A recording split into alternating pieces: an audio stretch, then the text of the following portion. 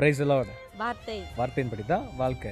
சகேரியா 4:10 அற்பமான ஆரம்பத்தினாலே யார் அசட்டை பண்ணலாம்? ஆமென். இந்த நாளில் இதை பார்த்துட்டு இருக்கிற நீங்கள் ஒருவேளை அற்பமாக ஏதாவது தொடங்கியிருக்கலாம்.